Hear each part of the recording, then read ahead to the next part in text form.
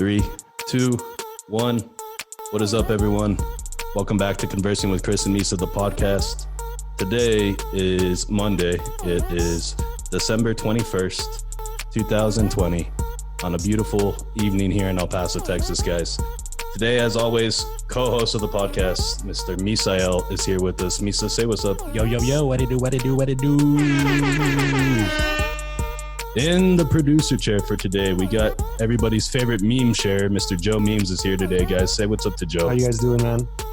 It's a Joe. What's up, Joe? Rocking that American Eagle, dude. Yeah, beautiful. always. Yeah, if you're a real player, you'd have Hollister, but whatever. We'll get into that later. Abercrombie. So, for episode 57, Conversing with Chris and Misa, the podcast, we have a very special guest in the house today. He is probably El Paso's favorite DJ, I would say, by far. His name is Mr. Johnny Kage. Say what's up to the podcast, Johnny. Hey, what's up, man? How you guys doing, man? Thank you for having me. Johnny. Man. I was hoping I'd get that, man. I hope I get the triple horn, man. Yeah, of course. I was telling you earlier, man, that we call that the Johnny Cage. Yeah, dude. So, okay, guys, real fast before we get into this is being recorded in December. But with our schedule and the episodes that we have before this will actually be the first podcast of 2021. So, with that being said, Happy New Year's to you guys. Happy New Year's to everybody who subscribes, follows, likes, listens, shares our pod, shows their mom, their dad, their cousin, their dog, their cat, everyone. Thank you all. Happy New Year. And let's hope 2021 does not fuck us like 2020. Yeah, dude. But, so guys. Hey, well, I hear that, like, there's no Rona in 2021. No, there is. And actually, COVID-20s are around the corner, by the way. I don't know if you heard about that, but we'll get into that later, maybe. So before we get this podcast started, guys, you already know what time it is. It's the tradition unlike any other. It's called the cracking of the celebratory beer, and it sounds a little something like... Cheers, guys. If you're drinking, cheers. Mr. Cage.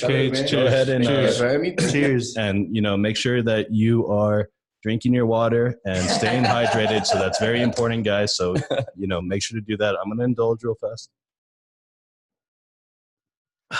Damn, Okay. someone cut him off, dude. Oh, man. Cut him off, Joe. Dude, that beer was cold, dude. And I'm on vacation for a week going forward. So I'm not going to be going into work anymore. So it's a good day to do a podcast. So with that being said, Mr. Johnny Cage, talk to us, man. Tell the audience, for the people who don't know who you are, go into it a little bit. Just explain yourself to the audience and the people who may not know you. Well, I've been a radio DJ here, local DJ here for well over 20 years. I'm actually going on, man, I lost count. My ass is old.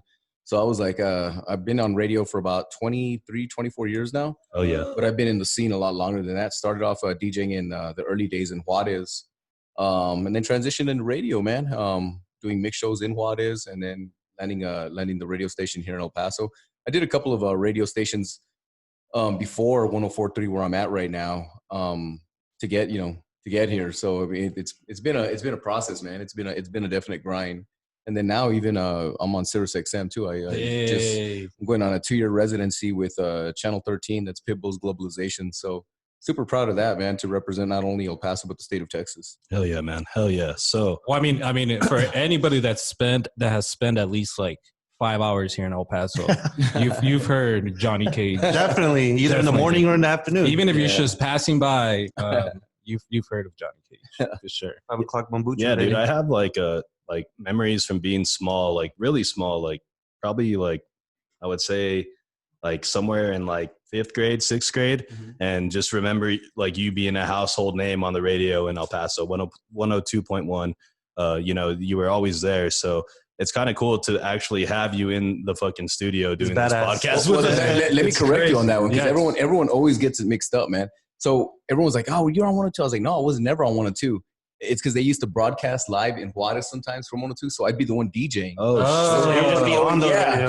So they're like, Chris, dude, yeah. You are one. Hey, that's gonna hurt that question that we have lined up for him later in the day. Remember, Misa? Oh, that's Yeah. right. So let's see how this affects everything going forward. Yeah, no, but it's actually, it happens often, man. It's always like, because I mean, 102 is the heritage station here in El Paso. It's a misconception, guys. There's old as balls. I mean, Yeah, hell yeah. Yeah. I should say, turn it on to Johnny Cage. Yeah. So you grew up. I heard it. I was telling you before you got on here. I heard some of the other podcasts you had been on before, And I heard you guys talk about growing up in the Lower Valley. Yep. So kind of tell us, because like I grew up on the West Side. Misa grew up in Canotillo, then the West Side. Joe, he's a West Side guy. So we've all stayed on this side of town. So can you just go into it a little bit growing up on the Lower Valley? I think you said you were in the Riverside area. Yeah, I went to Riverside, man. But I grew up in I was raised by my grandparents right off of San Jose Street and Wyndham, man. So my mom and dad still live in my grandparents' house. Just grew up typical Mexican kid, man, Hispanic kid, trying to fit in. And I was a skater when I was a kid. Nice. So, I mean, money wasn't really there. So we just did with what we could, man. And it was a humbling experience growing up in the Lower Valley. It really makes you appreciate the value of things when you get older, man. Yeah, for sure, dude. Definitely. So real fast, what's your graduating class year? 95. 95. So I was 4 years old at that point. So are you. And the reason I do that is just to give some context and the age difference here. You're such an asshole, Chris. No. It's different, especially when you talk to people like in this cage, in this case.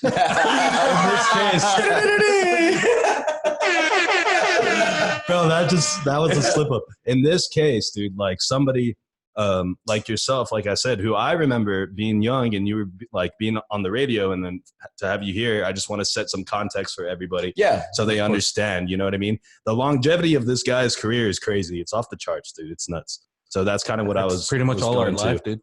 So yeah, exactly. It's pretty much our whole life. Yeah, really. So growing up on the Lower Valley, do you still live over there? You live in the West Side now? Or what's man. I moved out of my grandparents' house when I was younger. Of course, probably like 20, 21. I live on the West Side now, man. Nice. Hell yeah. What do you think difference-wise, styles-wise, between each side of town? Do you prefer one over the other? I love the West Side, man. It's just a little bit more chill. East Side's a little bit, it's growing, it's big. It's, I love all of El Paso, but yeah, man, it's West Side's a little bit more chill for me. Yeah, right dude, now. For sure. The East Side is sprawling, bro. It's just fucking humongous, man. It just expands and expands and expands. It's crazy, dude. So how did you develop like this sort of idea of like, I want to be on the radio, or did it just start with DJing first and then it led to that? Like, how did you get into this? Well, music's always called me, man. Like I said, my dad's a musician still to this day. My dad, that's his job. He's a musician. Nice. You know? He's in his own Tejano band. He's been a musician since he was a kid. My aunt was in radio. So I got to see her, the behind the scenes of her doing the stuff on the radio. And that really intrigued me, man. I really didn't have the musician side to me where I was just like, I want to learn how to play the drums. My dad plays the keyboards, piano, and of course the accordion. So I was always like, that's cool. But I knew that I would eventually transition to that later. But it was more of the music that was always like, I grew up with Mexican music. My grandparents always had the Mexican music blaring, when I was a kid. Las cumbias. Yeah, that. Paquita del Barrio, Chente. Or like, I'm sure did they listen to like corridos? Oh yeah. Yeah, right. Yeah, but it was a different type of corrido. Yeah. Now, it's back then it was a very, very Carlos y Jose, and it's real different, man. Yeah. But I mean, I started DJing, I saw one of my friends DJing, and I was probably about 12. I was like, holy smokes, that's cool, So I wanted to learn. Something just intrigued me about the way he was mixing records. Because I was like, damn, that's dope, Like the way he was transitioning from one song to the next. You're like, bro, that was smooth as fuck, dude. So that night, that day I went home, and my grandma had an old, record player, and it had an 8-track in it, and then part of it was the records, and she had records, man. And they were like, Paquita del Barrio, and different like old school records, old school. Pedro Infante, so I got him and I'm playing. I'm just trying to scratch. I was like, just mimicking what I saw, and then little by little I started getting into it, man. So, I started getting more and more. It's just once the music calls you, it calls you, man. That's all.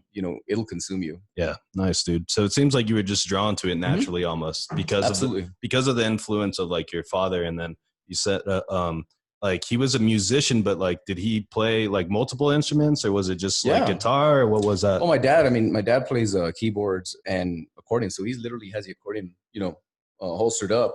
playing, and then he with his other hand he'll be like literally Damn, one man band. Multitasking, bro. No, the dude gets down. I mean, honestly, he really gets down. So, You never picked up on any instruments? You know what's funny, man? Is it's funny that you say that because I'm actually going to start taking piano lessons next year. It's finally hit me. It's, you know, the whole production stuff of music. It never called to my attention. But lately, it's been as a DJ, you start developing a sound, and then you start turning. And now I see where the transition is, where you start becoming a musician, where you're like, I'm looking for a certain sound that I want to be. Producing. Producing that. This is how I want to sound, and it's kind of difficult when you don't find those records anymore. Okay, that's very interesting what you said there, because now I'm kind of beginning to tie these like little ends in my head when I see like these DJs transition from like spinning at a strip club in Atlanta, and then the next thing you know, they're in the studio with Migos and they got like the next biggest track out. Like, you know what I mean? That's how that shit happens. Yep. I'm assuming that what happens is, and I'm just guessing, is they get into the studio with these guys and then they start figuring out, well, I can start making beats, and then they start creating their own sounds, and then with their connections, they end up producing records for like up and coming or popular artists. Absolutely. Know? So that's very cool, dude.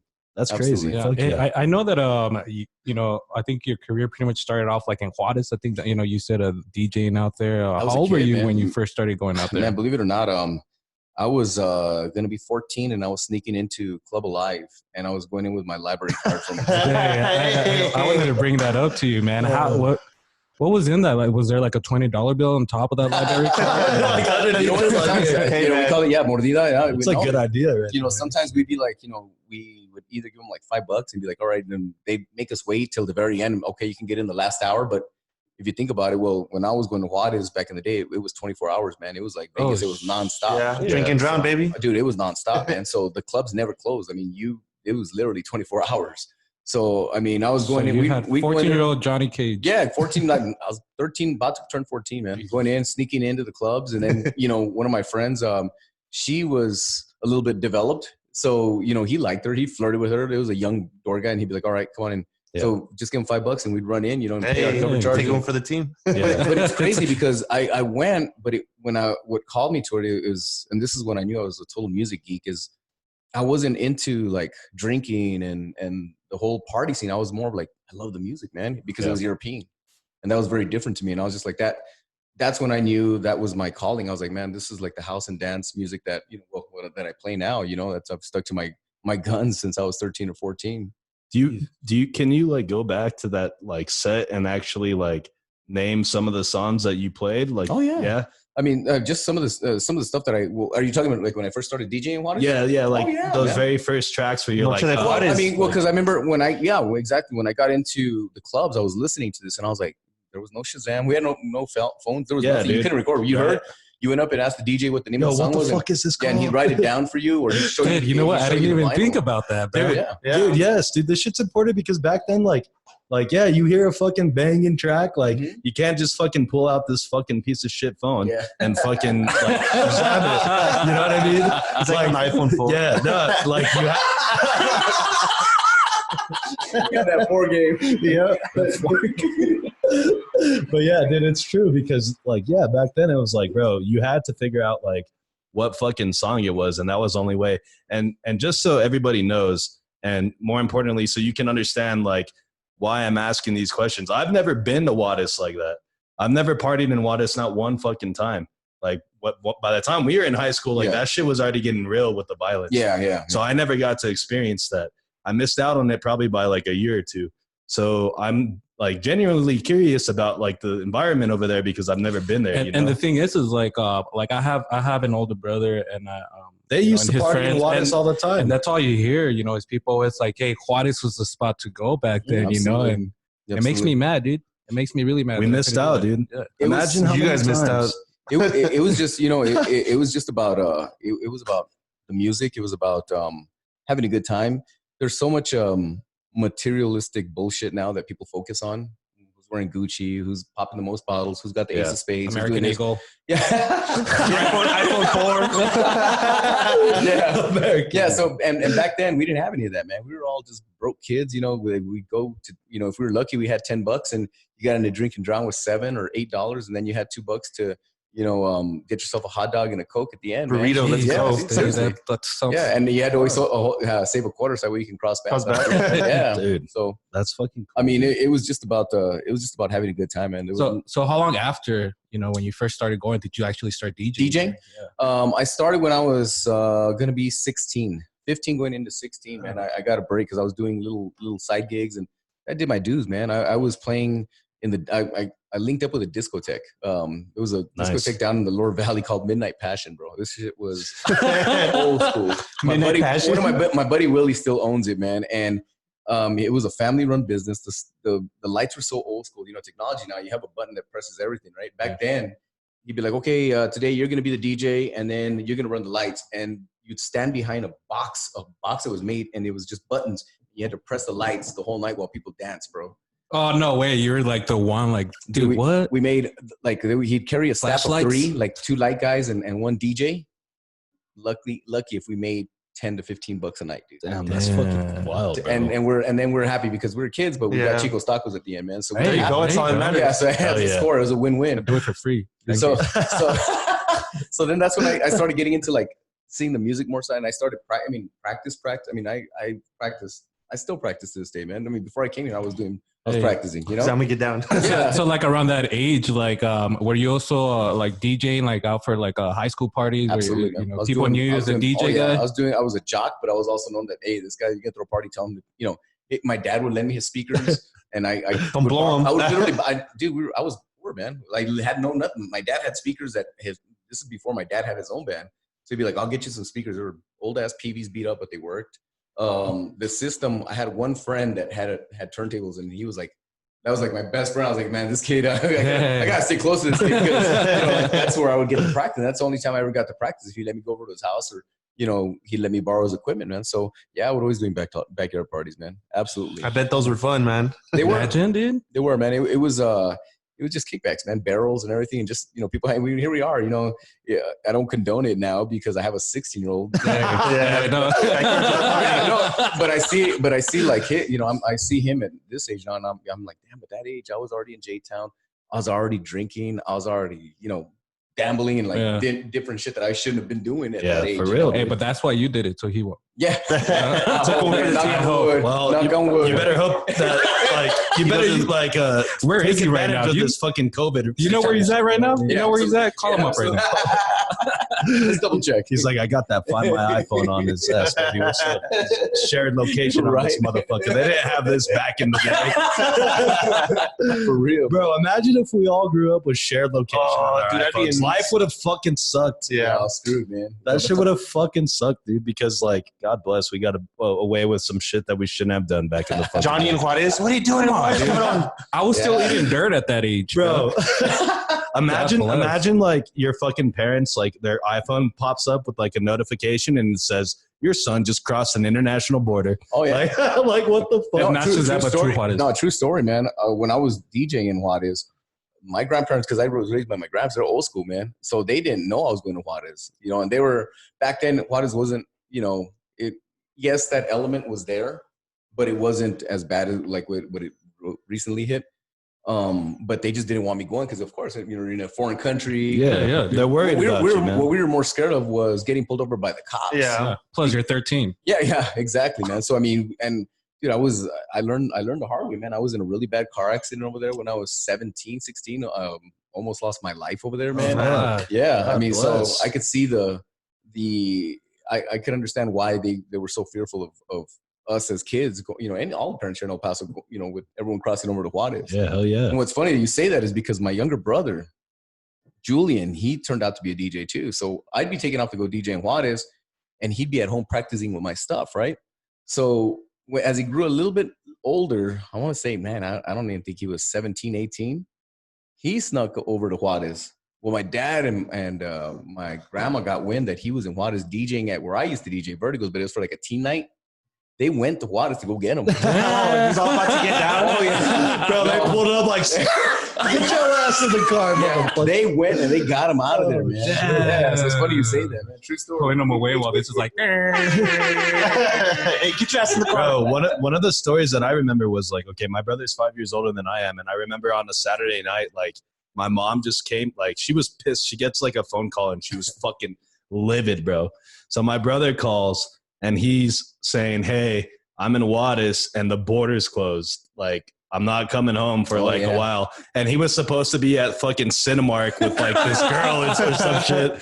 So, you know, not only did he lie, but then he's in Juarez and he missed curfew and my fucking mom was pissed. You know what I mean? But, you hear stories like that. My brother, last time he ever went, he got in big trouble. Yeah, I told my mom he was going to go hang out with a friend. He didn't come back till like the next day, like after 5 p.m. Yeah. And the whole thing was like, he said he was out in Juarez, he partied, and he woke up in some random house with like just random people, passed out everywhere. Man.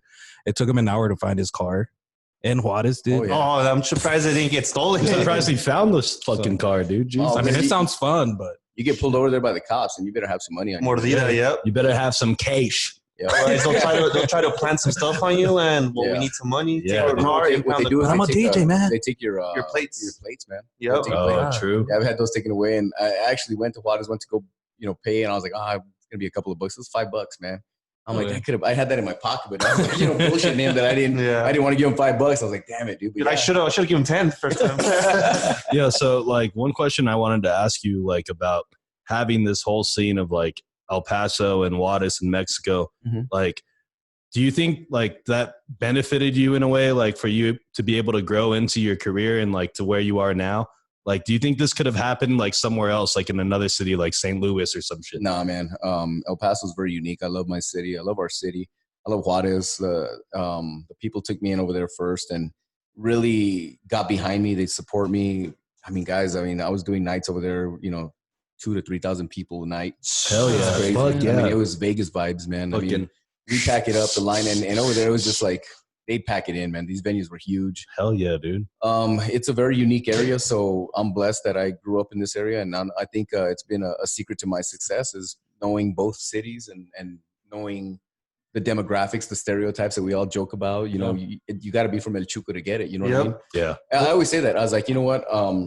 I know I can do radio anywhere. I've had offers, but I know the gimmick that I do, and not even the gimmick, the style of radio that I do wouldn't work anywhere else. It's specific to this area. Yeah, because people know the demographic exactly. And I think that's what that made it a plus. Is like you have like two different countries. You have a border, and what you were doing out there is you were creating something that was bringing both sides. Don't matter what side. Yeah, what side are you coming from? Yeah. It was just all about music. I think that's pretty badass, man. I mean, that's pretty unique. If you think about it. Like what he said, like. It's easier in that way because music transcends everything. It doesn't matter like if it's a border because music is universal. Like, and it's true if you look at like the way that shit is now. Like, you could be hearing a song from like South Korea or from Bangladesh or whatever. Like, it's all global. So like having something like music that can cross over is huge. And I feel like that has a big impact on somebody like you. Absolutely. Or somebody like us. Like, I feel like if we did like Spanish segments on the podcast, maybe we would get like viewers from Juarez, but my Spanish is fucking ass. It's not very good, No, so is mine, man. Mine's good. I'm real pocho, man. I mean, I can do it, dude. I can get down like where I work. It requires that you like have to have some interaction in Spanish because you deal with the public. And so like I can hold my own in a conversation, but like if I was to sit down with some random person and have to say like everything I did that day in Spanish, it's not going to fucking happen, dude. Hell no. Especially it's going to be conjugated and shit. It's going to be like, it's going to be using like fucking, it's going to be terrible. How would you order food like in Spanish if like they didn't know any English? Well, okay. What are we ordering? Okay. What are we ordering? We're ordering tacos. Okay. Tacos of what? Al pastor. It's up to you. What do you like? So I've done this before. So I forget what it's called to place an order for delivery, but like because like right now, during COVID, like you can't like go eat anywhere or pick anything up. So like I'd be like, quiero un orden para llevar, por favor. Un orden. Hey, he's all calling McDonald's. They're like, sir, we speak English here. Okay, look, hold on. McDonald's, they might not. No.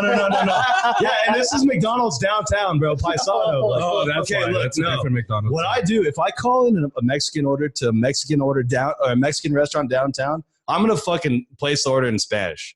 Because I feel like I have a better chance. Like, we're gonna fuck up his. Yeah. No. But there's key words that they understand. They can give a fuck if I said the word order right in Spanish. as long as they understand that, oh, he's gonna come pick it up or whatever. But have you ever noticed when you mean? do that? Have you ever noticed when you do that? Like what they do is they're like, hold on.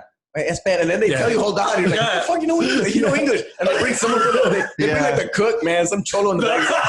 Exactly. Hey, yo, what's up, homie? ¿Qué quieres, bro? What's up, bro? What you need, bro? I'd be like, quiero un plato de los tacos de carne molida con frijoles y arroz sin cebolla, por favor. Damn, por favor. You see, like, that's decent. I can get it down decently, you know? Yeah, it's just like that. That just sounds like he read it off something. Yeah. No, well, okay, I might have Google Translate open. And then she'd be like, okay, so you want it with no onions? Yeah.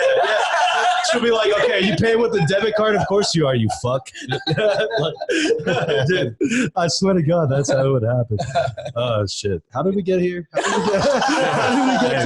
This always happens. Me ordering fucking tacos to a Mexican restaurant? That shit's fucking hilarious. All right, dude. So tell, like, Joe brought it up. You host a morning show, right? So tell us a little bit about that morning show. How long have you been hosting it for? Well, this is actually 10 years now, man. Damn. But with 104, I've been there since the beginning, man. I started in 2002 when we launched, when 104 came about, it was just all syndicated and, automated music.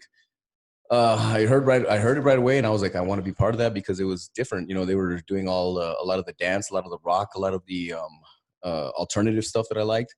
So I found a contact because they weren't, I didn't know where it was based out of. I knew it was from Juarez, but I didn't know that they had an office here in El Paso. So I found the office. I went and I talked to the station managers, more of the sales reps. And they pointed me in the right direction. I submitted a mixtape. The rest is history, man. I started in 2002 doing the mixes for them, but I wasn't allowed to put my name on my mixes.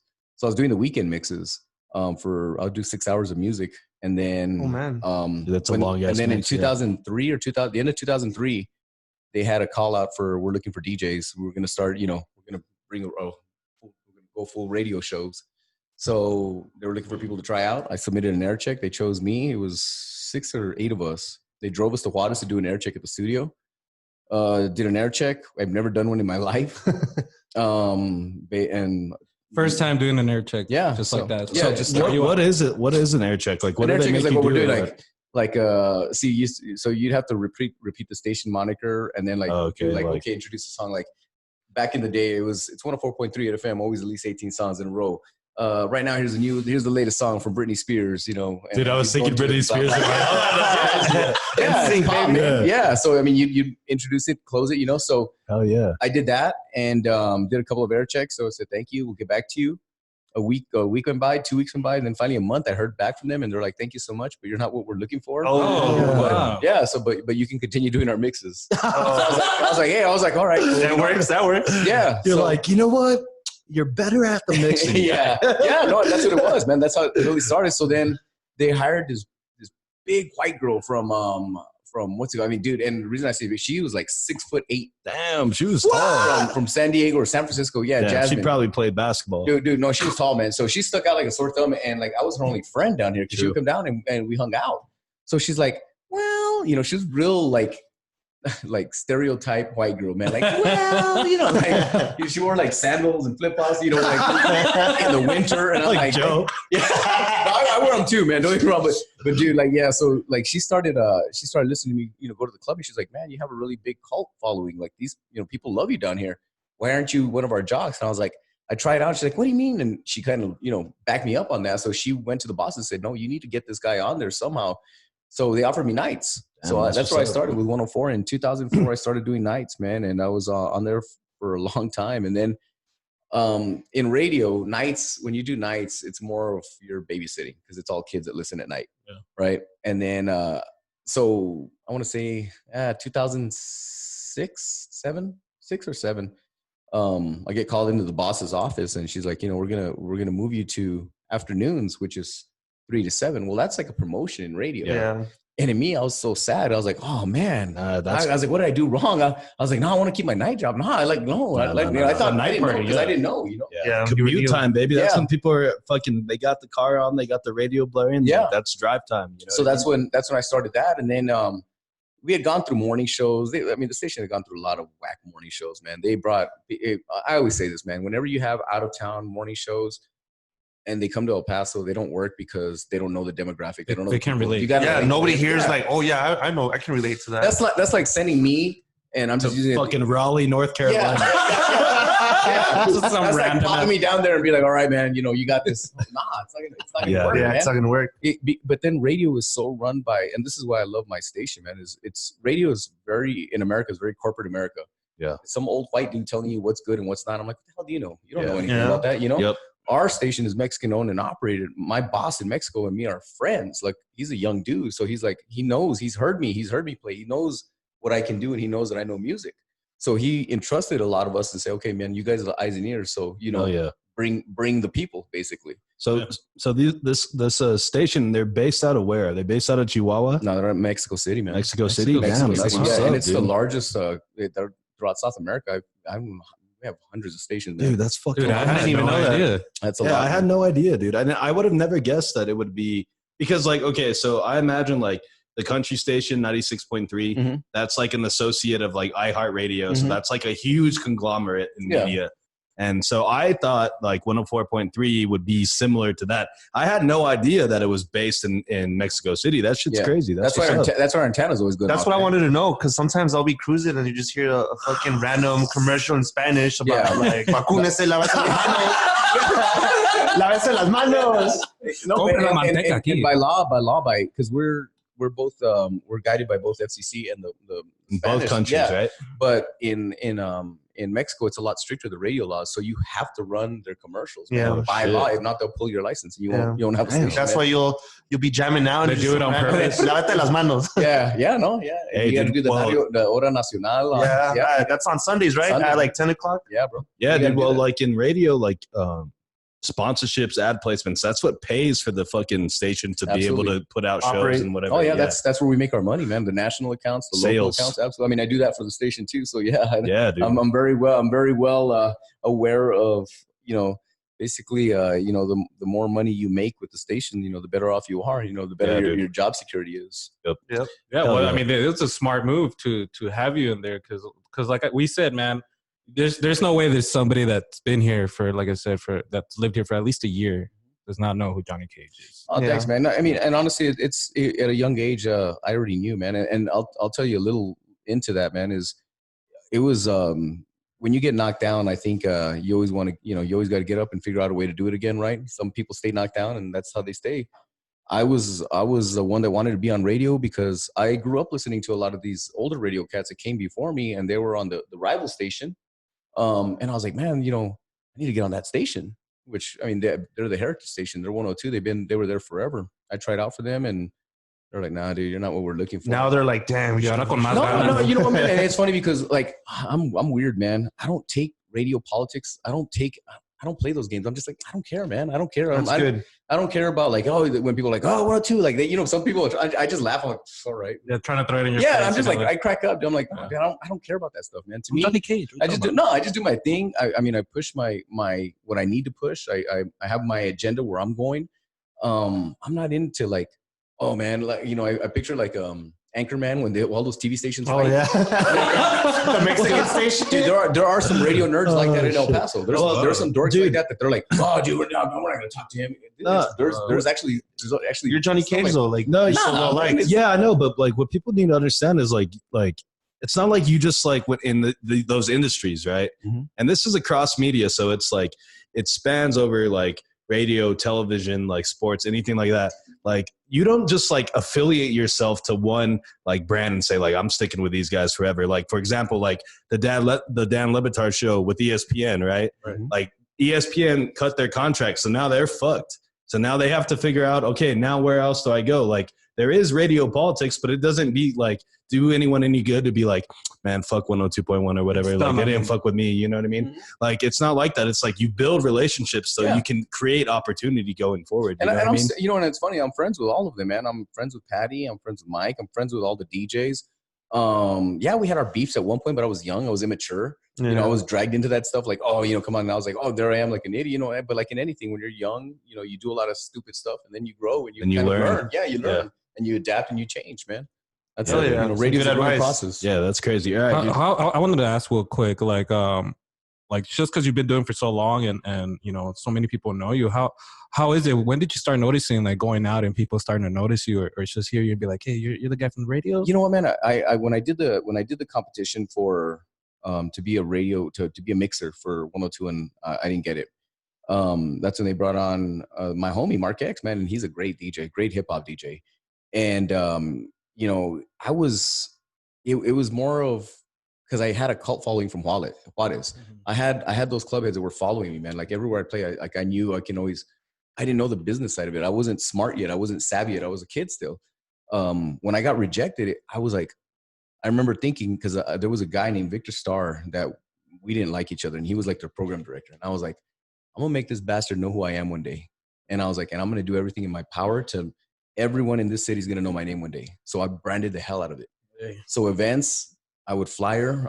Back it was old school. There was no social media. No social media, man. So back then I was making flyers, making sure my logo. Dude, I had my logo on my car. Yes. Yeah. So I had my logo on my dude. car. Yeah. I just had so many. You know, it's all about branding yourself. Yeah. You know, become a brand. You know, and it's funny. I did that for so long that, you know, everywhere I go, I used to go to the mall, Cielo Vista Mall. I do mixes and on cassette tapes, and I'll take them to all the girl stores and be like, hey, I made you guys a music mix. Hopefully you guys can play it. And yeah, you know, we became friends. And before that, I started getting all my mixes into all the girls. Damn, that's smart. If you think, you know, you're shopping there at the mall and then you're hearing Johnny Cage. Yeah, you're hearing the name. And Yeah. it's getting drilled into your, you know, your head. Johnny Cage. Yeah, dude, that's what it's about, man. I mean, you got to be able to garner interest in yourself somehow. So when did I start first noticing it? Yeah. When did you start?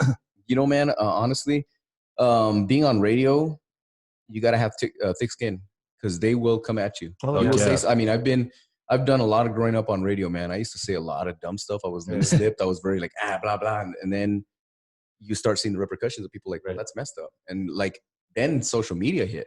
And that was a wave, bro, because I started 2004 when social media wasn't there yet. You know, and then when it hit, you started seeing You started seeing the sensitive people. Yeah, so then you're like, damn, you know, I would start reading comments, and I'm like, it made me think, I'm like, damn, you know, people are listening, and what message am I translating to the kids? You know, so that's what I took into opinion, and that's what it really made me start to develop and really grow up as a DJ. Nice. To this day, do you still go and like look up like some of the comments? Do you see like if people are still talking negative? You see it a lot. You're not gonna make anyone happy, man. Honestly, Yeah. that comes with the territory. You know, I'm always gonna have the shit talkers. I'm always gonna have the people that don't like me. I get it, man. Cool. You know, there's other stations or there's other DJs. Cool. If you don't mess with me, that's cool. I don't mess with you. You know, no hard feelings. There's more than enough people for everyone. Yeah. You know, too. Yeah, exactly. But I don't. Yeah, but I don't. Honestly, I don't take it. I don't take it no offense. I mean, they people will try to take cheap shots at you. People lie about you. Say that you said this. Say you did this. You did that.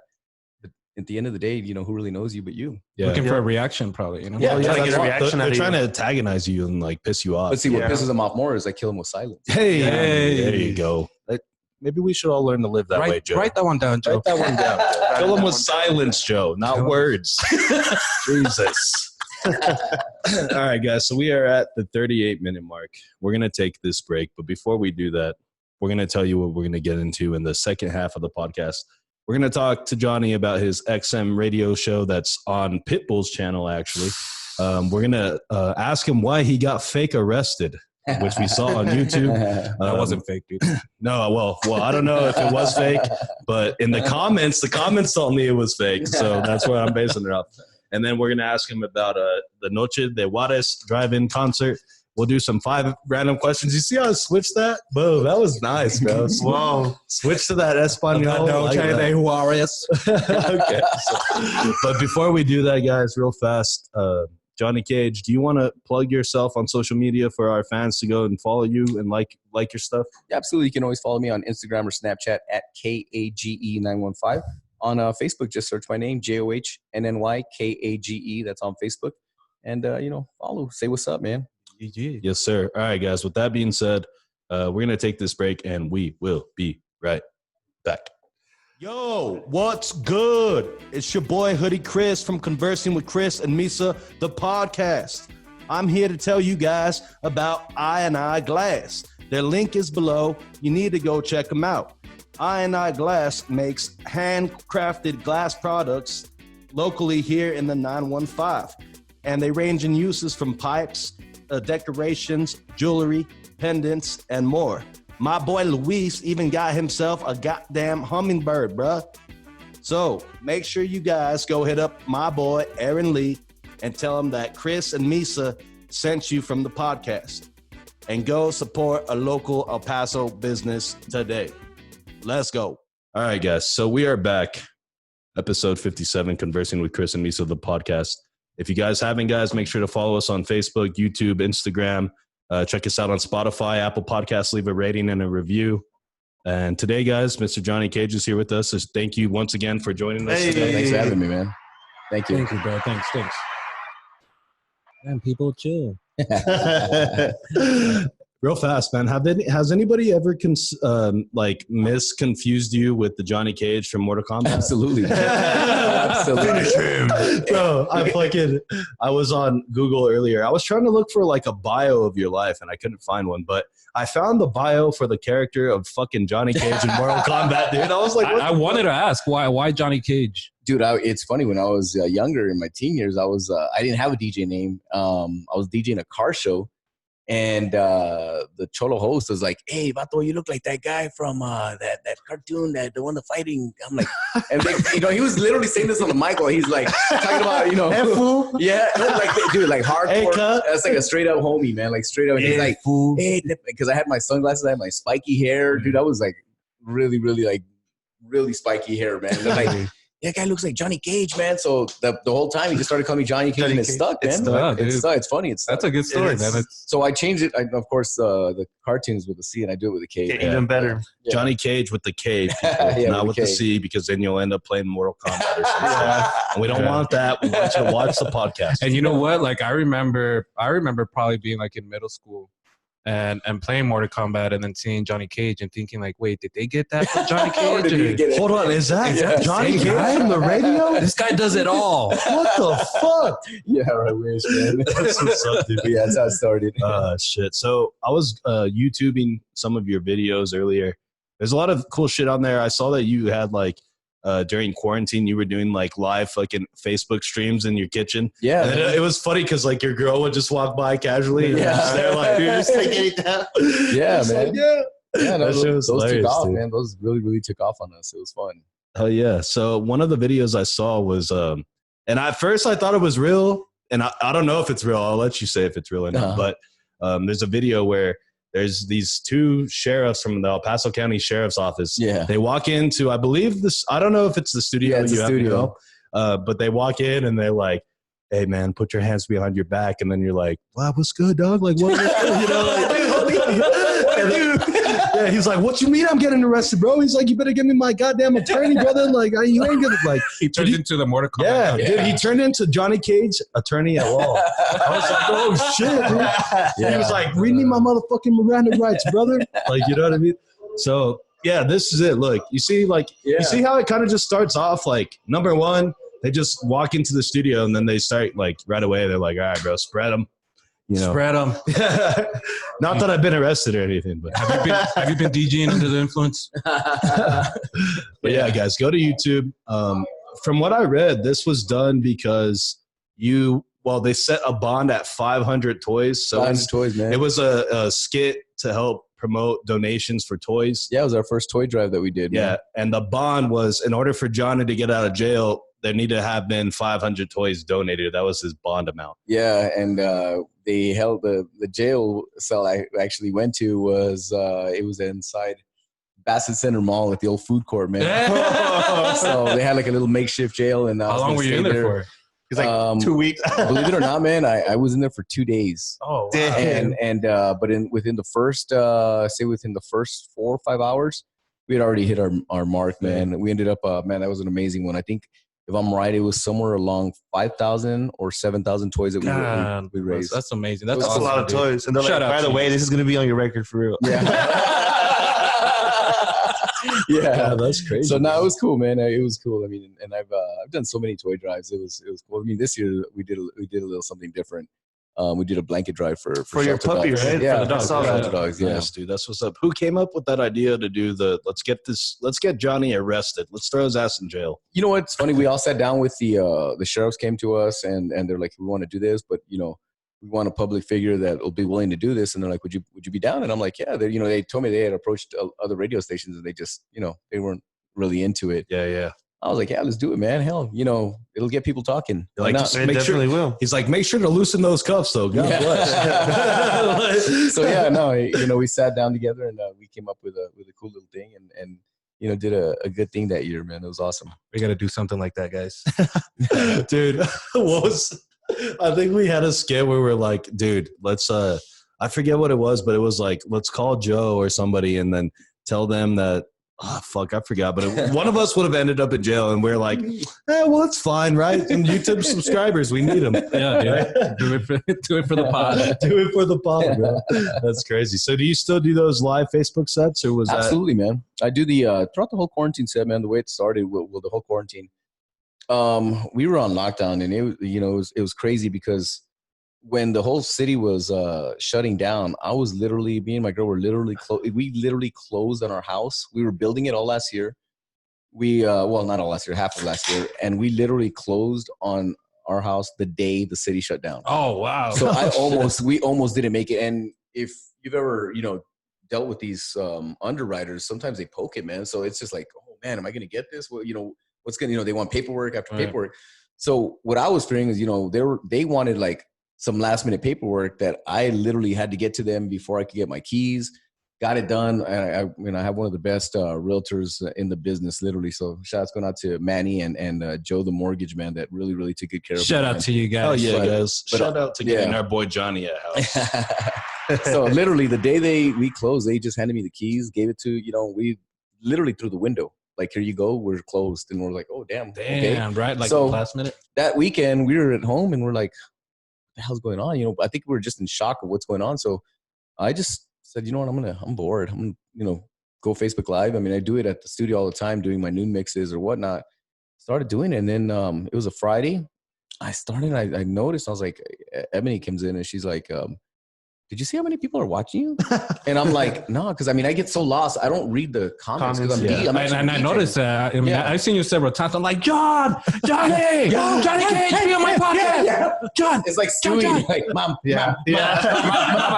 mom. Except for a Mexican Stewie, a lot more annoying. I had a comment, she's ready, and and then whenever he looked at the phone, I was like, his phone died. Yeah, no. So that's how it started, and I look up and I was like, holy. Damn, there's 3,000 people watching. I was like, it was just started like, wow, I was like crazy. So played that night. The next day, I was like, you know what? I want to do something. It's entertaining. It's, it's fun, and we started developing little ideas, and me and Eb sat down and I told her what I'm going to do is, because Noche de Juarez, I've thrown that show. Well, not always. I've thrown that show since 2017. I used to co-own an old spot called Rooftop. Good spot. I liked it. It was a good spot. Where was that at? Right here by Executive, kind of, right? Right off of Executive, yeah. So I used to co-own. I think I know kind of where it's at. Near the Angry Owl and the Giant. Right there in that area. So I was like, I'm going to do this noche. I had this idea that I wanted to, I've been wanting to do it, but I didn't want to. You got to understand the bar business, man, or the nightclub business. Everyone from El Paso that has bars, and they either. They do the same gimmick, or they go out of town and they get ideas and they just bring them back. Basically, they copy stuff from out of town. Everyone sees it. We all not original, right? Yeah, not all, some. But when I had this idea, I was like, you know what? I want to wait till because I wanted to do it for years, but I was like, when I own my own place one day, I want to do it so that way, I can make some money. Yeah. So when I did it at Rooftop the first time. Dude, that place was smaller. Capacity was like 100, 120 people. It was kind of small. Dude, we packed in close to like 300 or 400 people, man. God bless. So, that's when I knew we were onto something. Well, that I was onto something, Yeah. I was like, so little by little, just started building it. So I knew that would be popular when I would do the live stream. And yeah, sure enough, man, the first Noche de Juarez live stream that I did, we peaked out at 12,000 viewers. It was shared, I don't know how many thousand times. And at the end, the total views on it was, I want to say it was close to 180 or whoa. I'm not sure if it was 180 or 200,000. Damn, that's impressive, dude. You know what? But it was, everyone's like, what do you have? What kind of, what you see is like, dude, I'm not fancy. I'm looking at your guy. So I'm like, oh, I need to get this. I need to do it. Cause I'm very like, here's my camera and let me just, put it right in front of the speaker and let's go. I didn't know about direct audio and I didn't know about this. Now these cats are taking it to a different level, going on Twitch and, restream and they have background visuals. And I was like, with me, it's the rawness I think that people like. Man. Yeah, you're in your kitchen, dude. I'm just in the back. We're just drinking, taking shots. And like Roxy's there. You're chilling, and then like your wife walks by. And you're just like, let's go. Like, So that's how it came about. And I mean, it became it really brought me and her closer together as a couple. I've been with her for 15 years. Nice. And it was cool. It was something that we both could do, and we would plan it out. And then we started doing cocktails with the Cages where she had an idea. She's like, I want to make mixed drinks. And she's very girly. Like, let's make cookies tonight. Yeah. I'm like, let's do a cooking show. I was like, let's do brownies. I was like, what kind? Wait a minute. I was like, hold on. Are these special brownies? Because I might be down. So we would do stuff like that. But, we'd play games. And it was just, it was fun, Think about it, we're in quarantine. We're bored at home. That's one thing that I think it kind of went off is the way I thought about it when I saw you is the first time I ever played it, you were live.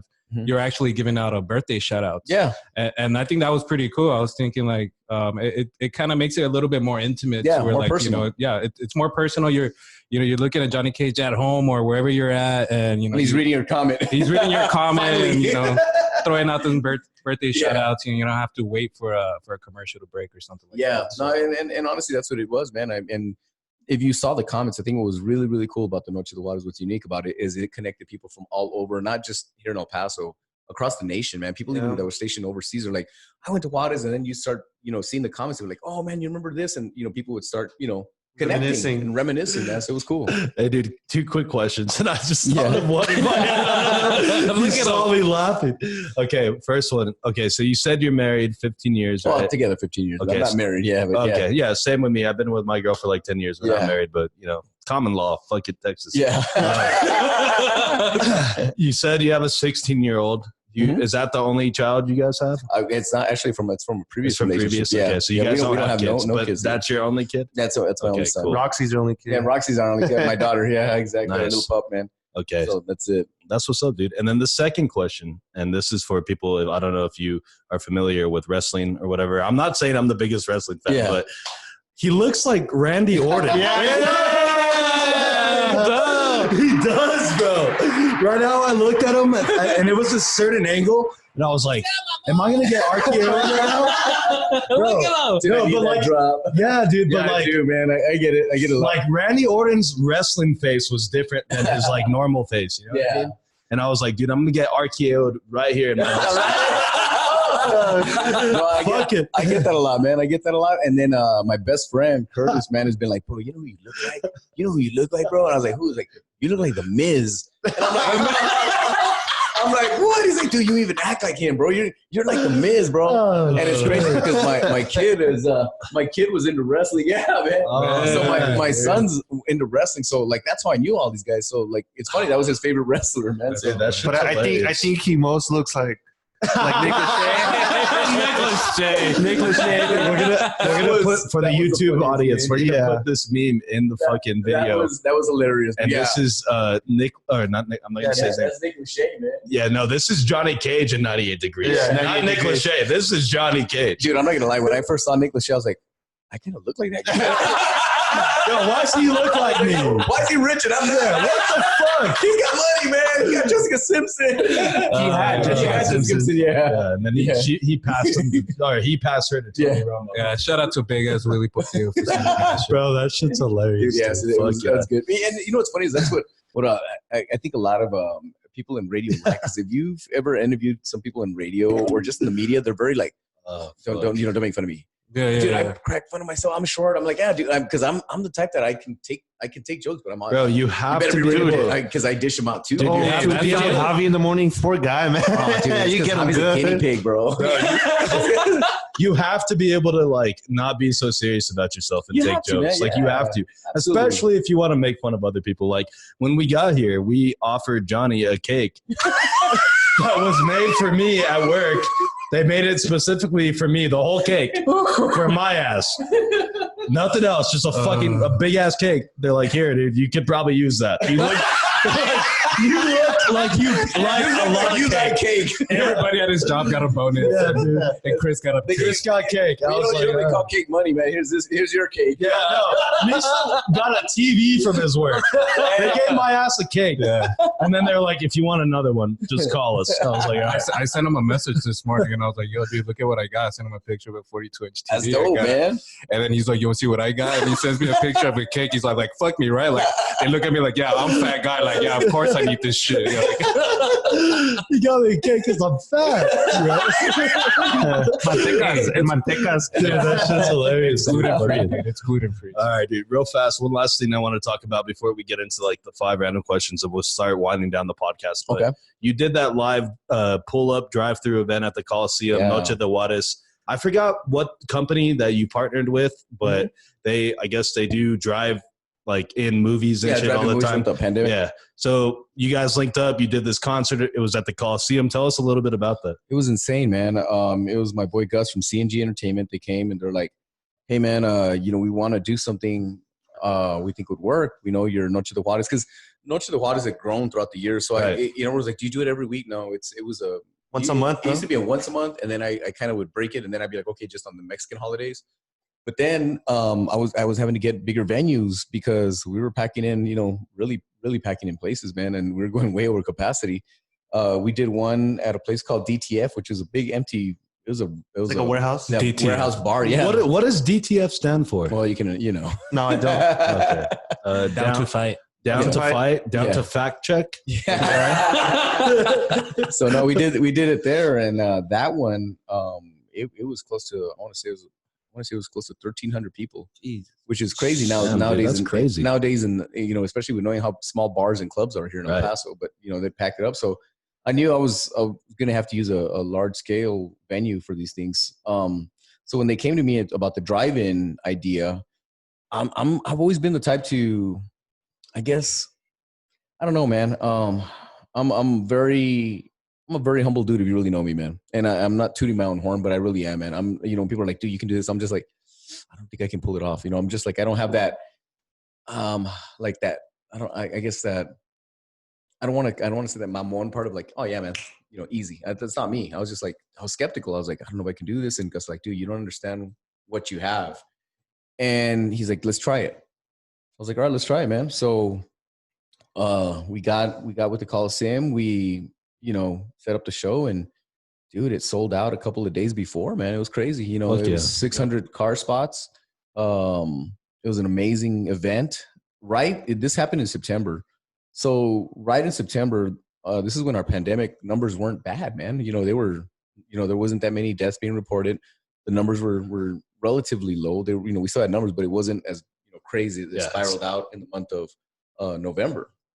So in October. So then the next day I told Gus, I was like, we're doing a Halloween one and I have a great idea.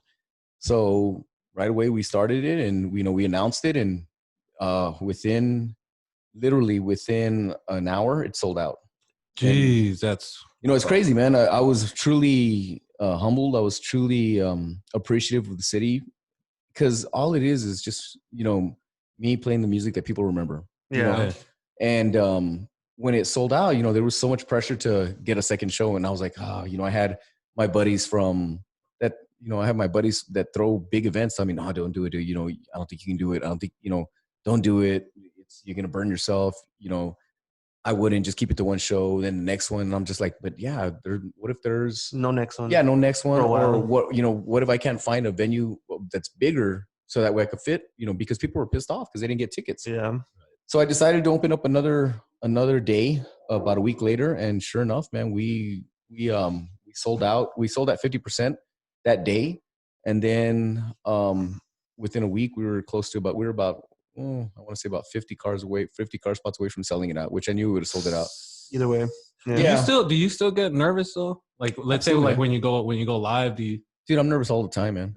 I mean, I'm nervous. I'm nervous even when I came to here. I mean, that's just comes with the territory. And it brings me to one question I wanted to ask. I know you've opened up at, Sun City and, festivals here around town, big names for SMG. Yeah. Shout out Adam and them. I was part of the crew.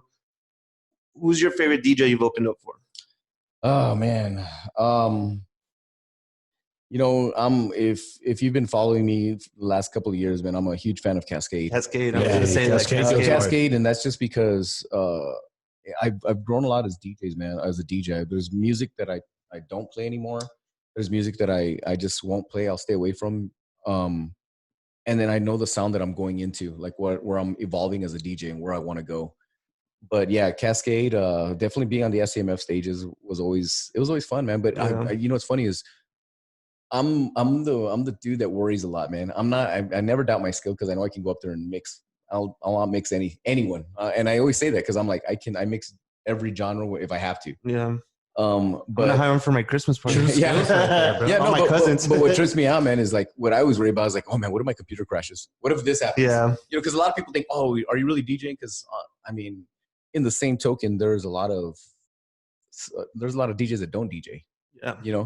It's pre-recorded. It's I've been a part of the divas I've seen the divas, where they're like, do you need me to plug this back? No, don't worry about it. Just get off the stage. It's just like I've been, there's a lot of, they forget where they come from, man. And for some reason, I don't know why, I was just thinking about this. It's the new generation of these European DJs and producers that I'm sure they're nice guys, but their crew and their management and their people around them are assholes. Yeah, no. They're just there for the check. They don't want to talk to nobody. Don't blah, blah, don't know pictures. And I'm just like, don't forget where you come from. Yeah. But then the old school DJs that will rip these people a new one, because they're actually turntable DJs. Yeah, they're CDJs. Let's go. Bad Boy Bill, the DJ Irenes, the Richard Hump division. I'm friends with these people. I can write to them and they'll write back to me. They'll repost. No way. Yeah, absolutely, man. That's awesome. They just had something, I think, for Thanksgiving. The night before Thanksgiving. I just sent Irene and Bill and Humpty the pictures of them. And I was like, hey, good job. And they retweeted it. And I was like, not retweeted, put it on their Instagram. So I was like, that's cool. And there's some that still do that. I know Cascade will do that once in a while. I get it. They have thousands of people laid back, but there's some that you just like, damn, don't forget your fans. There are people that put you in those positions. Yep. That's the only thing that has always irked me, man. So yeah, definitely Cascade. Yeah, definitely Cascade. And other than that, I don't think I've ever been or starstruck where you're just like fangirling it. Man. Cascade. Yeah, no. Besides Ryan, it was just, I see you have a picture with one of my favorite DJs, Dirty South. Yeah, he's a really cool dude, man. We got to this time when they just brought him to Wallflower. I think it was earlier. I'm not sure if it was earlier this year or late last year. I think it was earlier this year. Really cool dude, man. Really cool. And he's changed his sound a lot. Yeah, he has. So, I wish he would go back to the old stuff, but as a DJ, he's evolved, and a producer, he's evolving, I look up to, definitely like just Cascade. I appreciate Diplo for everything he's doing right now. Oh, yeah. He's definitely changed the scene. Skrillex, you can never go wrong with Sonny. He definitely changes sound, and a lot of these dudes, man. Do you ever listen to your music like after? Like while you're just chilling? Oh, dude, before I got here, I was recording my mixes for Sirius XM, and I'm always listening. I'm a perfectionist. I'm always like, because it's different when you're here local, because I like to mix when I'm when I'm live, because there's no pressure to me. It's just like, okay, cool. I can do, but then when I'm recording, I'm such a perfectionist because I'll hear the slightest. You're like, we're going to redo it. Yeah. I hear the slightest offbeat, but then I was like, well, you know what? I want people to know that I'm mixing live. I want people to know that I'm not just here pre-recording stuff and putting it on a computer and lacing. True skill. Yeah. Just, I just let it, let the music talk, man. So bring that up. I wanted to ask you, how did that came about with the Sirius XM? How did that happen, man? Honestly, man, it's I have a buddy that was he's a California DJ. He's from Power 106 over there, and he's come down. He would come down here a lot here in El Paso, and I would open up for him a lot, man. And he'd always be like, "Damn, you're really into like you're really into like the EDM," and I hate that word, bro. EDM because to me it's house music. It's just house music. Yeah, it's just house music. So he's like, "It's EDM," and I was like, "What's house?" He's like, "Dude," he's like, he heard my radio mixes. He's like, "Dude, they let you play that stuff on the radio?" Because if you guys have ever been out of town anywhere, you're not going to hear, if you hear them mix on the radio, it's all hip hop and what's, it's top 40. Because it's corporate America. It's corporate America telling them, this is your playlist. This is what you have to play. This is what you have to mix. If you don't want it, someone else will. So that's why I think, I work for a very unique station because they basically give me the freedom to do whatever, and that's the good thing about that, in my opinion. I think that's what you're good at. That's like, yeah. I think you would fit perfect. You fit perfect more in this situation than like having to do what they do. Oh yeah, no, I could never work for a station. I mean, and honestly, like I turn down events all the time. Like when I have people reach out to me and they're like, "Hey man, I have this really cool event, blah blah," and then I'm like, "Okay, well, what does it entail? What are we doing?" And they're like, "Well, it's you got to play hip hop and this and that." I'm like, "Well, I'm not your guy, man. I'm not gonna sit here and blow smoke up your butt and tell you, you know what? Yeah, let me do that because I want to get, that, that crowd. No, I'm not gonna sit here and waste your time or my time." Yeah. Okay. That's smart though. I mean, you play what you play with. Well, I play what I love, man. And that's how it's always been. I mean, I've always been a house DJ. I'll play some hip hop here and there at the clubs, just for the kids, whatever. But there's certain stuff now that I don't play, and I don't play that stuff because I've grown up a lot as a DJ. I've seen, I don't know. I don't like the way this generation is heading, and I think they're easily influenced. And I'm listening to lyrics of popping pills, committing suicide, doing this, doing that. Yeah. And I'm like, lean. Yeah, and I'm just like, that's not the message that I want to be associated with. Right. Yeah, so that's my personal. And a lot of people don't get it. And sometimes I get people like, "Ah, porque te crees." No, dude, it's not that. It's because, first of all, I'm not. I'm gonna be 44, man. I'm not. What? Yeah, bro. I'm not into that. I'm not. I thought he was younger than us, dude. Yeah, I'm not into that. Yeah, I'm not. I'm just not. Really? Younger than us. I just see the danger in that message, man. Especially that I have a 16-year-old son, and I'm like, what do you? I was like, the other day I was talking, I was like, what are you listening to? He's like, NBA Youngboy. And I'm like, how are you listening to that crap, man? Are you serious? NBA Youngboy. He's like a 3-time felon. I'm like, please, man. I'm like, come on, man. Dude, I swear to God, he is. But I mean, it goes back to like, that's hilarious. People in our, if you have a platform, doesn't matter how big your platform is. I've always been the type like, use it to do something positive, man. Right. It's easy to go bad and do a bunch of negative, BS and be an idiot. You live and you learn. I get it, but why not be the difference? That's what I've always believed in, man. Do you look up? Do you do this for people to look up to you and like see you as a role model?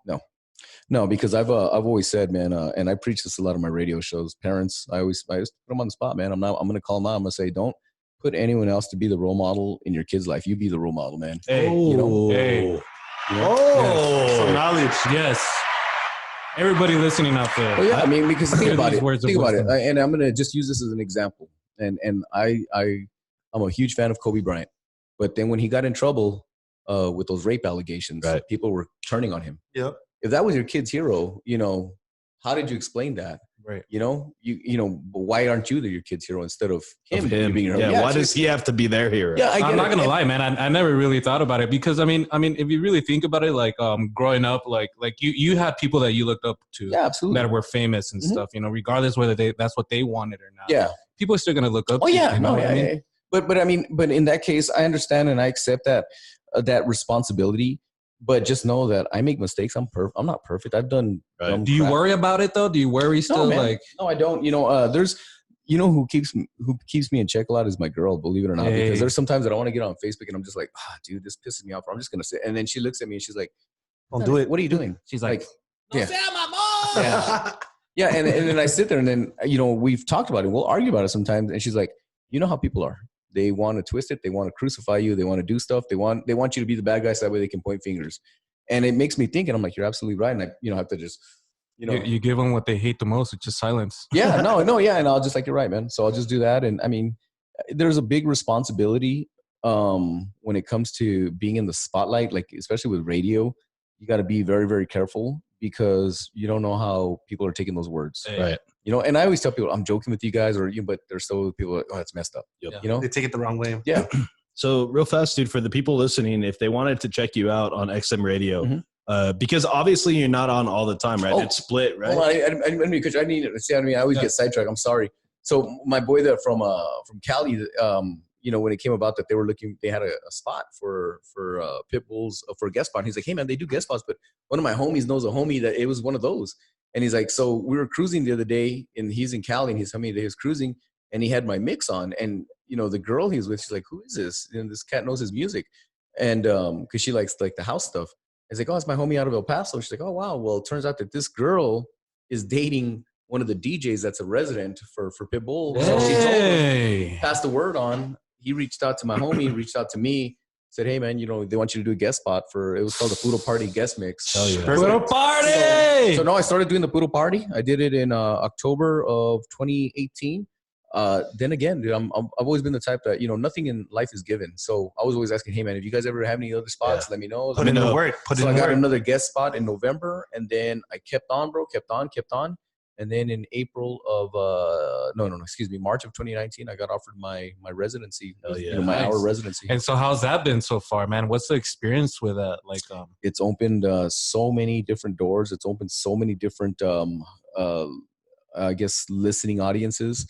I get people from all over, not just, it's worldwide, man. Serious. Yeah. So I get people from, like, I have listeners from Australia hit me up, a lot from Germany, man. I got a lot of love from Germany. Some reason, man, Europeans always, dude, they love that. They're like, they cling to it, man. I think that's really big, man. If anything, if I was in your spot, it would be like a bucket list kind of thing. Yeah, it's cool, man. So congratulations to you, man. That's a very, very big deal. They can check me out right now. So what we do is we alternate. So right now I'm doing a 6-month stint at the midnight spot, and that's midnight on, Friday nights or early Saturday morning, so I'm on there every Friday, XM. 1 hour. Okay, cool. Is that midnight Eastern time? No, it's midnight Mountain time. Man. Okay, so it's our midnight time. Mountain. Yeah, so 2 o'clock Eastern time, right there on. It's on his Instagram if you guys want to check that out. So yeah, guys, if you guys are an XM subscriber, go check out our boy Johnny Kage. If you're not, subscribe to them so you can still check them out. Yeah, but dude, that's what's up, dude. That shit's fucking badass. Awesome. So I want to ask you one more question before we get into the 5 random questions and we start wrapping things up. But if it wasn't for DJing and music, like, would you be fucking like opening businesses? Like, what would you be doing like other than what you're doing now? You know what, man? It'd have to be something with music. It's always called to me as a young kid. I mean, like I said, growing up with my grandma playing the music, my mom, listening to disco, and my mom really turned me onto the disco side of stuff. Yeah. And let's groove tonight. Yeah, not that, and the pop stuff, and it was just, and my dad, his influence in it. I'd have to be around music somehow, man. Maybe like a songwriter or some shit. I think that's where the direction, like, I see myself evolving, and I think that's where I'm headed. Hell yeah, dude. Like I told you, I'm going to be taking piano lessons, and I want to get into now. It's funny, I always had the opportunity to produce, but it just never like wanted to sit down, and I was always like, but now I'm like, okay, there's a certain sound I'm looking for. Like, it's time, Nice, dude. So that's have you produced anything yet? You know what we did once? I did one a while back with some of my buddies, but it was nothing that I'm proud of. Is there something we could look up? And then recently I did one with one of my buddies, George Technotics. That was not that long ago. We did like a house stuff, and he's really good with production stuff, and just nothing, but the stuff that I'm looking for is I'm looking stuff on a more, I guess the sound I'm going for is more on a melodic type, Nice. Not just so much bangers, you know what I mean? Yeah. So that's where I know, that's where I definitely know it's starting to call me again. So I think this is like the evolving of, well, I mean, I can't DJ forever, man, even though there are some cats doing it, well, in their 50s. And even us is like 60 something. Well, I mean, you got Tiesto who's old, and but. And it's funny because my girl always jokes me. She's like, "You always say that they didn't make it till they were 44." Well, I was like, "Who cares? Whenever you make it, you make it. You never know. It's that 1 year." Look at us. We're 30 years old, and we should start this podcast. And we got Johnny Cage on already. Oh, thanks, man. Yeah, you see, you fucking pulled it full circle right there. Hell yeah. Well, whatever it is you do, dude, whatever you decide to do going forward in the future, like, obviously you're going to be super successful at it. I mean, you have like a career trajectory that has it's crazy. It's not like this happens like all the time. It's really impressive, man. It's really impressive. Yeah, Thank exactly. You. And then, like I said, to be on Pitbull, like Pitbull's channel, like on Sirius, like that's a big fucking deal, dude. Like it's a big accomplishment. Yeah, like they just don't give channels away. Like, have you seen the people that have channels on fucking on Sirius? They're the top of the top. Dude. Yeah, you got Howard Stern that just signed another 5-year deal, and that guy's making some serious. Yeah, like, man. Fucking Pearl Jam has their own fucking channel. Dude, I love rock, man. Yeah, I'm always jamming out. What do you guys listen to, man? I listen to mostly hip hop, rap, but I also listen to country. This dude doesn't like country. I do. This dude shared a meme earlier today, which it pissed me off because it was like fucking symptoms of COVID, people with no taste, and then it's a country music fan. Yeah, so fuck you, Joe. Fuck you, you fucking bastard. But I listen to everything, dude. But I do like modern hip hop, rap. Yeah. And then I do listen to country, pop, singer-songwriter shit. oldies because my parents, they listen to that. Nice. This guy only listens to CCR. That's the only band he knows. No. CCR, I love CCR. I'm like an old soul, man. I'm really into old blues from like the 30s, Jesus. Nice. 40s, 60s. I grew up with Led Zeppelin. I grew up with just really, really old stuff. So if it was meeting released, up with Chris and then, him playing all this other shit, it's like, yo, dude, what the hell is it? It's like, dude, it came out in 2005.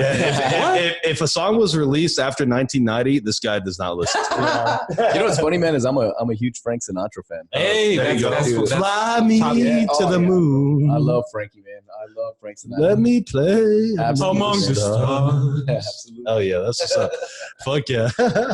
And then Joe, he just listens to fucking American Eagle. Fuck it. I listen to a lot of house. His playlist is what you hear when you walk into Hollister or American Eagle. And it sounds like the beach, by the way. Anyway, all right, guys. So episode 57, Conversing with Chris and Misa, the podcast.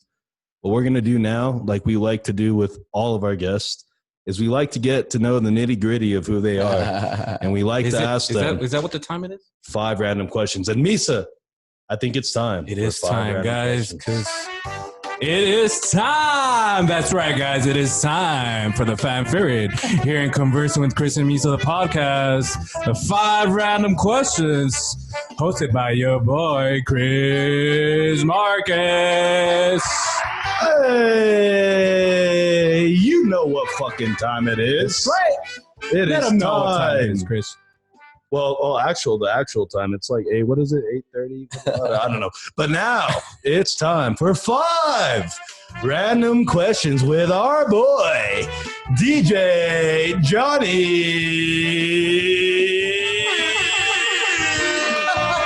Cage.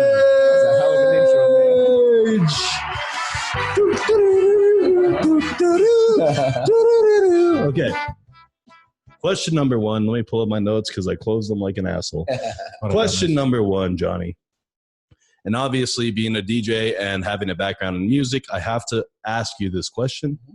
Who is your all-time favorite musician? All-time favorite musician?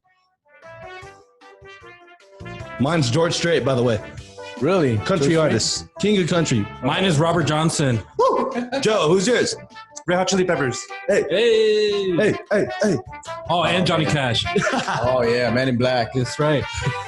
You know what? I'm going to have to probably go with, we're going to go all-time favorite musician. Well. Johnny Cage. Shameless plug. Man? I would probably have to say right now, Coldplay. Oh, yes. Yeah. Bro, people sleep on Chris Martin. That guy's a fucking animal. Dude, his voice, Genius, dude. Dude, anything. That guy's a fucking legit musician. Shout out to Coldplay. Yep. I love, dude, I don't know the name of the album, but the album that Clocks the song is on. Yes. Yeah. Best album out there. Go classic. listen to that shit, dude. Yep. Shout out my brother for Coldplay, by the way. Good stuff. All right, question number 2. Being that you are a native El Pasoan and you grew up in the Lower Valley, not that this would influence this question by any means, but do you prefer red or green enchiladas? Red. Oh, hey! Before the music was playing, he's like, red, homie. Hey, we got some news to say. Johnny Cage prefers red enchiladas. Yeah, so don't try to give him none of that green shit. Well, he might eat it anyway, but I don't know. But he He's likes a nice the red ones guy, better. Yeah. Okay, question number 3. If we went over to the brand new house that you just built and we decided to open your refrigerator, in our refrigerator, you'll just see beer, corn dogs, and a cake. A cake. That cake is in there. What would we see in your refrigerator? Definitely a lot of water, Powerades, Gatorades, and you know what, man? Just I'm boring. Are you a cook? Are you a cook? Do you cook a lot? Hell no, bro. He said no. He turns the turntables, but no on Hell no, flapjacks. man. Yeah, no. It'd be definitely a lot of drinks. Oh, and then I got definitely some. I have my Crown Royal in there too. Hey, now we're talking. Gotta have my little stash there. What's your favorite color of Gatorade or Powerade? I'm a blue guy. Grape. Grape. Hey, I haven't had one in a minute. I knew we could be friends, dude. Grape. Okay. So question number 4 is a hypothetical situation. And I want you to think long and hard about this because this would be a terrible situation to be put into. So Mr. Johnny Cage, if Misa was a scientist and could develop some sort of technology to shrink you to the size of a pencil, and then they place you into a blender and close the lid on it, how would you get out? What would you do? Jesus Christ. Find these fucking questions. Yeah, that's what it's like to live inside my mind, guys, by the way. Yeah. So if they shrunk me into a size of You're the size of a pencil and they place you in a blender. What's your next move? The next move? Yeah. You're not a pencil, though. You're the size of it, so you're still a human. You're not a pencil. You're not a pencil. Yes. All I gotta say you're the size of a number 2 pencil, not number 3, not number 1. Is there number 2. Is there any liquid in there with me? No, just you in the blender and the blades at the bottom. Oh man, how would I get out? Yeah, how would you get out? What are you gonna do? I just gotta say, this is the last time Chris is in Chris charge comes of up with making the these questions, questions. man. All right. You know what? That's a good one, man, because I have no clue what the hell I do, man. What could you do, Chris? Look, hold on. Before you answer, let Chris answer his own fucking question. What would you do All next? right, Chris? first thing that I'm doing is I'm going to try to look for some way to disable the power mechanism inside the fucking blender. I don't know how, but that's going to be the first thing. But that's on the bottom of the blender. Well, I know. Exactly. So that means you might have to damage some shit. You're going to have to do something. Well, with your hands. I mean, what do you have? It's sharp. Are you going to climb out of the blender? No. So I say we scratch off this this All question. right. We just add a new one. You guys suck. Joe, No. obviously you would die in the blender. Hey, And Misa too. Chris, You are one pathetic loser. thank you, Chris. It's okay. You guys told me that last time we did this podcast. So fuck y'all. All right. Question number 5. Sorry for the terrible questions. That's okay, man. It's all good. Sorry, man. No, it was terrible. That was dude. tough. You let him know. You let him know it sucked. He's like, now to record everything. And now, look, Now I don't know if he's gonna be back, bro. look, this whole fucking hour-long thing that we've been doing here all comes down to this question right here. Question number 5. You guys ready for this, Joe? You ready? Misa, you ready? Fuck yeah, now I am. John, you ready? Yeah, ready. I was thinking about that question I don't already. know if I should say yes. Because I called him John. I didn't call him Johnny. Yeah, You you're know what right. I mean? Got to mix up the names here. He's going to ask Okay. him on the radio show tomorrow morning. How would you guys get out of the blender? I might have to ask that. All right. Question number 5.